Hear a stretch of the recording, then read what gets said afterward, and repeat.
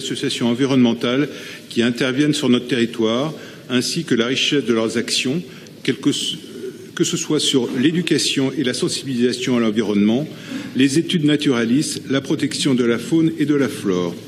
La délibération renouvelle également notre convention avec la Fédération des Amis de l'Erdre. C'est l'occasion pour les élus écologistes et citoyens de souligner l'importance de cette association qui, depuis plus de 25 ans, a su rassembler les énergies citoyennes autour de la protection de l'Erdre et de son environnement.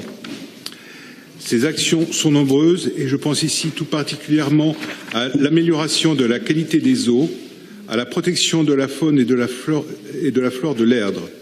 Le renouvellement de la convention que nous avions votée au conseil municipal de juin 2015 est une bonne chose qui permettra notamment de continuer à entretenir et restaurer les zones humides, ces véritables châteaux d'eau de nos territoires qu'il convient de protéger ici comme ailleurs. Toutes les actions de protection des milieux naturels, qu'elles soient menées par la Fédération des Amis de l'Erdre ou par d'autres acteurs locaux, je pense ici à l'Éden, passent par la lutte drastique contre l'emploi de produits phytosanitaires.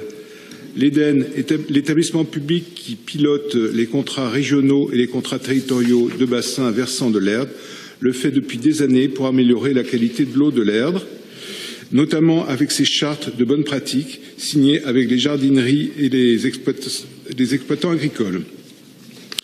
De même, la ville de Nantes n'utilise plus de produits phytosanitaires depuis des années et fait signer aux exploitants des parcelles de jardins familiaux une charte engageant les jardiniers à promouvoir les pratiques de jardin biologique et en renonçant à l'usage des herbicides. Regrettons que l'exemple ne vienne pas de l'État, le glyphosate n'ayant pas été interdit dans la récente loi Agriculture et Alimentation. Enfin, il est difficile de parler de l'Erdre sans évoquer les rives de l'Erdre et les chemins qui l'abordent. Un différend oppose depuis des années les marcheurs et deux propriétaires. Un tracé avait été validé collectivement en 2016. Nous regrettons qu'il ne soit pas encore appliqué à ce jour et qu'un nouveau tracé soit récemment apparu, relançant la contestation.